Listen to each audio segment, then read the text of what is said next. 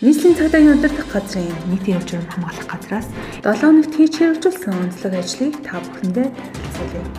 Баяр наадмын тэмдэглэн өргөлөх хамгаалц зохицуулалтын төлөвлөгөөний дагуу Абсолют гадаад хэлний сургалтын төвийн 20 оюутнууд сайн дурын болон нийгмийн харилцагын хүрээнд сувг хайхан дүүргийн 12 дугаар хороонд барилах хүү 7 өтгөц зохион байгуулагдсан урдан байрны хуралдааны хэв журмын хамгаалтын үеэр гадаадын 1647 жуулчдад хэрмэрчилж дотоодын 582 хууль эрх зүйн туслалцаа зөвлөгөө үзүүлж нэг төрлийн 347 ширхэг санал сэрэмжлүүлэг тараасан. Сүхбаатар дүүргийн 1-р хороонд байрлах үндэсний соёл амралтын хүрээлэнд байгаль орчин аял жуулчлалын яамнаас зохион байгуулсан наадам найш шоу хэмжээнд цагдаагийн газарт 50 алба хаагч, 25 оюутан цагдаа, 25 сонсогч, нийт 100 цагдаагийн алба хаагч сонсогч оюутныг ямар нэгэн зөрчил дутагдaltaгүй ажиллуулсан. Шөнийн эргүүлгийн хэлцээс эрен чиглэлд 198 алба хаагч өөрөг гүйцэтгэж 464 иргэн, 492 тээврийн хэрэгслийг шалгаж, асав сангаар иргэн сурвалжлагдж байсан. 5 хүнийг олж тогтоон 3 зөрчил илрүүлж, зөрчлийг илрүүлэн шилжүүл, зөрчлийн тухай хуулиар хэлбэршүүлсэн журмаар 21 хүнд 240 мянган, бэлэн бусаар 8 хүнд 750 мянган төгрөгийн торгууль хангадуулж 2 хүнийг эрүүлжүүлэх байранд хүргэнжилсэн байна. Нийслэлийн онцгой байдал гэр бүл хүүхэд залуучдын хөгжлийн газартай хамтран Баянзүрх хан багнуур налах дүүргийн нутаг дэвсгэр хэрлэн туул голын дагуу иргэдийг үер усны аюулаас үржилэн сэргийлэх эрүүл хяналт шалгалтын ажлын хүрээнд энэ оны 7 дугаар сарын 8-ны өдрөөс 21-ний өдрүүдэд Зарт эрүүлийн 6 чиглэл онцгой байдлын